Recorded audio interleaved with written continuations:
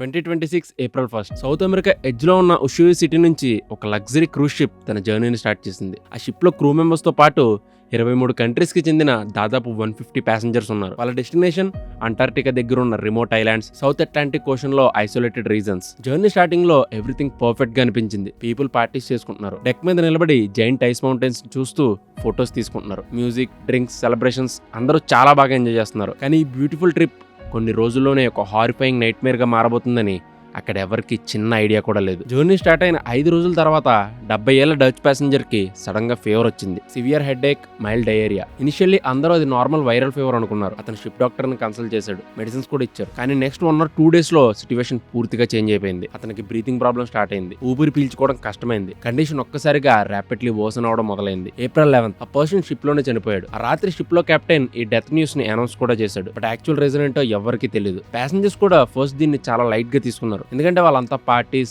Social gatherings, entertainment లో బిజీగా ఉన్నారు. అయితే అసలు కథ అప్పుడే మొదలైంది. April 24 ship Saint Helena island దగ్గర డాక్ అయింది. ఆ చనిపోయిన పెద్దాయన వైఫ్ తన హస్బెండ్ బాడీతో అక్కడ దిగింది. తర్వాత ఆవిడ సౌత్ ఆఫ్రికాకి వెళ్ళింది. ఏప్రిల్ 25 ఆమె సౌత్ ఆఫ్రికా నుంచి ఆమ్స్టర్డామ్ వెళ్లే ఫ్లైట్ ఎక్కడానికి రెడీ అవుతుంది. కానీ బోర్డింగ్ చేసే ముందు ఒక్కసారిగా ఆమె కళ్ళు తిరిగి కింద పడింది. ఎయిర్పోర్ట్ లోనే ఆమె హెల్త్ కండిషన్ సీరియస్ అయింది. ఇమీడియట్లీ ఆమెను ఫ్లైట్ నుండి బయటికి తీసుకొచ్చి ఎమర్జెన్సీ వార్డ్ లో అడ్మిట్ చేశారు. Guess what, next day April 26 ఆమె కూడా చనిపోయింది. ఇప్పుడు సిచ్యువేషన్ స్లోలీ టెరిఫైయింగ్ గా మారుతుంది. అంతలోనే ఆ షిప్ లో ట్రావెల్ చేసిన మరికొంతమంది ప్యాసింజర్స్ కూడా స్లోగా సిక్ అవడం స్టార్ట్ అయ్యారు. ఏప్రిల్ 28 ఒక జర్మన్ ఉమెన్ కి సిమ్టమ్స్ వచ్చాయి. 4 days తర్వాత మే 2 ఆమె కూడా చనిపోయింది. ఆ షిప్ లో ఉన్న అందరూ చాలా భయంతో ఉన్నారు. పీపుల్ ఒక్కొక్కరిగా చనిపోతున్నారు. కానీ రీజన్ ఏంటో, ఆ డిసీజ్ ఏంటో ఇంకా ఎవ్వరికి తెలియదు. మే 2 ఈ విషయం వరల్డ్ హెల్త్ ఆర్గనైజేషన్ వరకు వెళ్ళింది. ఎమర్జెన్సీ మెడికల్ టెస్ట్లు కండక్ట్ చేశారు. ఆ తర్వాత వచ్చిన డయాగ్నోసిస్ ప్రపంచాన్ని లిటరల్లీ షాక్ కి గురి చేసింది. Hanta virus.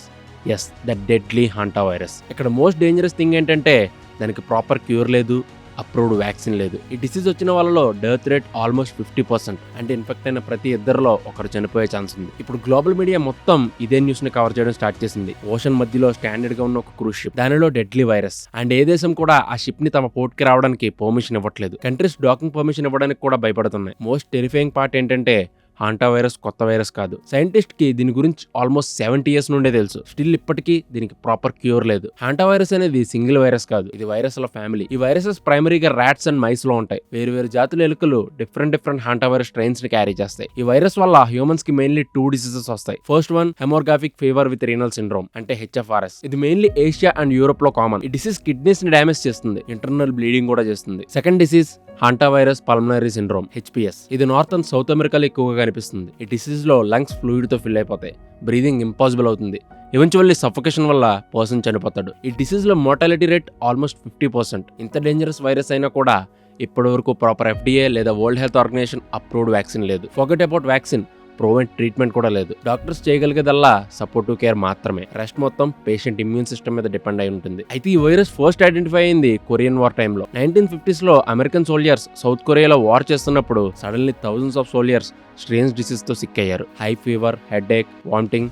ఆ తర్వాత కిడ్నీస్ ఫెయిల్ అవడం స్టార్ట్ అయ్యాయి. 3000 మందికి పైగా ఇన్ఫెక్ట్ అయ్యారు. వాళ్ళలో అరౌండ్ 15% మంది చనిపోయారు. డాక్టర్స్ దీనికి కొరియన్ హెమోర్హాగిక్ ఫీవర్ అని పేరు పెట్టారు. అప్పటికి దానికి రూట్ కాజ్ ఏంటో ఎవరికి ఐడియా లేదు. ఈ మిస్టరీ సాల్వ్ అవడానికి ఆల్మోస్ట్ 30 years టైం పట్టింది. Around 1980 south Korean virologist doctor హో వాంగ్ లీ ఈ డిసీజ్ ర్యాట్స్ లో ఉన్న వైరస్ వల్ల వస్తుందని ఐడెంటిఫై చేశాడు. ఆ వైరస్ కి హాంటాన్ రివర్ పేరు పెట్టారు. కానీ హాంటా వైరస్ హిస్టరీలో మోస్ట్ డ్రామాటిక్ అవుట్ బ్రేక్ 1933 లో జరిగింది. అమెరికా సౌత్ వెస్టర్న్ రీజన్ లో నవాజో నేషన్ కి చెందిన 10 మంది ఫ్యూ వీక్స్ లో చనిపోయారు. షాకింగ్లీ వాళ్ళందరూ young and healthy people. First flu like symptoms, తర్వాత లంగ్స్ లో ఫ్లూయిడ్, ఆ తర్వాత సడన్ డెత్. ఆ టైంలో మోర్టాలిటీ రేట్ 75%. అంటే ఎవ్రీ 4 ఇన్ఫెక్టెడ్ పీపుల్ లో 3 చనిపోతున్నారు. సైంటిస్టులు ఎంత ఇన్వెస్టిగేట్ చేసినా రీజన్ క్రాక్ చేయలేకపోయారు. అప్పుడు నవాజో ట్రైబల్ ఎల్డర్స్ ఒక ఇంట్రెస్టింగ్ ఇన్ఫర్మేషన్ చెప్పారు. హెవీ రెయిన్స్ వచ్చినప్పుడు పినియన్ పైన్ నట్స్ ఎక్కువగా గ్రో అవుతాయి. అవి ర్యాట్స్ కి ఫుడ్ అవుతాయి. దాంతో ర్యాట్ పాపులేషన్ ఎక్స్ప్లోడ్ అవుతుందని వాళ్ళు చెప్పారు. ఈ క్లూ సైంటిస్టులకి ఒక బిగ్ బ్రేక్ త్రూ అయింది. తర్వాత ర్యాట్స్ ని ఎగ్జామిన్ చేయగా సేమ్ వైరస్ కనిపించింది. అది న్యూ హాంటా వైరస్ స్ట్రెయిన్ అని కన్ఫర్మ్ చేశారు. ఈ అవుట్ బ్రేక్ కి బిగ్గెస్ట్ రీజన్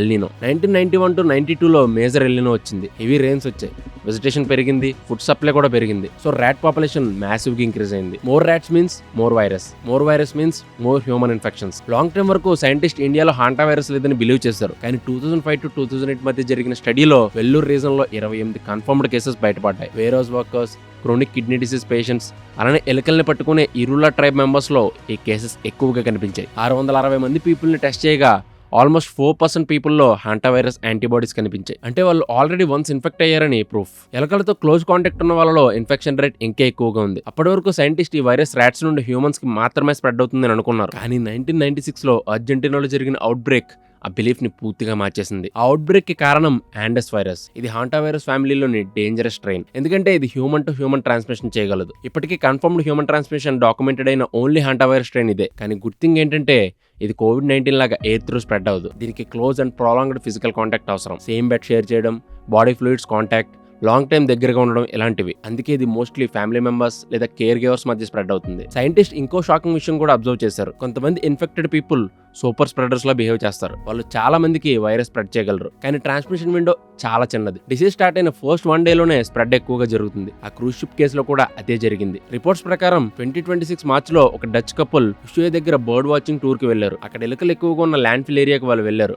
వాళ్ళ తర్వాత షిప్ లోకి ఎంటర్ అయ్యారు. అలా ఇన్ఫెక్షన్ వేరే కో ప్యాసింజర్స్ కి కూడా స్ప్రెడ్ అయింది. మేబీ వాళ్ళు 2-3 డేస్ తర్వాత వెళ్ళుంటే ఆ వైరస్ స్ప్రెడ్ అవ్వకపోయి ఉండొచ్చు. May 10th నాటికి ఆ షిప్ లో 10 హాంటా వైరస్ కేసులు రిపోర్ట్ అయ్యాయి. 3 చనిపోయారు. 4 పేషెంట్స్ ఇంకా హాస్పిటల్లో ఉన్నారు. కొన్ని రోజుల పాటు ఆ షిప్ కేప్ వర్డే కోస్ట్ దగ్గర సీలో ఐడిల్ గా కదలకుండా అలానే ఉండిపోయింది. ఏ కంట్రీ డాకింగ్ పర్మిషన్ ఇవ్వలేదు. ఫైనల్లీ స్పెయిన్ పర్మిషన్ ఇచ్చింది.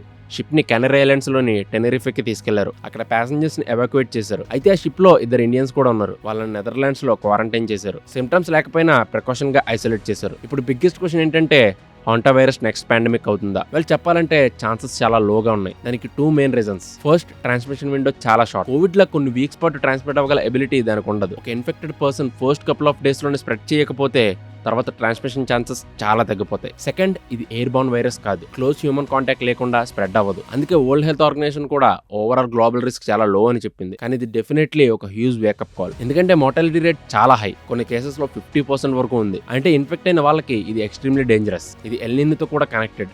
ఈ ఇయర్ కూడా స్ట్రాంగ్ ఎల్ నినో వచ్చే ఛాన్స్ ఉందని సైంటిస్టులు చెప్తున్నారు. మీరు ఖచ్చితంగా చాలా సేఫ్ గా ఉండాలి. ఫస్ట్, ఎలుకలు ఇంట్లోకి రాకుండా హౌస్ ప్రాపర్ గా క్లీన్ చేసుకోండి. ఎక్కడ గ్యాప్స్ ఉంచకుండా చూసుకోండి. Warehouses, storage rooms, old closed buildings లాంటి ర్యాట్ ఇన్ఫెస్టెడ్ ఏరియాస్ కి మీరు వెళ్ళేటప్పుడు N95 మాస్క్ అండ్ గ్లూస్ ని యూజ్ చేయండి. ఫుడ్ ఓపెన్ గా వదలొద్దు. హాంటా వైరస్ ఒక సైలెంట్ థ్రెట్. రియాలిటీ ఏంటంటే ఈ వైరస్ డికెట్స్ నుండి సైలెంట్లీ హ్యూమన్స్ ఇన్ఫెక్ట్ చేస్తూనే ఉంది. వ్యాక్సిన్ క్యూర్ లేదు కాబట్టి మీరు చాలా కాషియస్ గా ఉండాలి. Try to be safe. Thank you for watching and do subscribe Prime 9.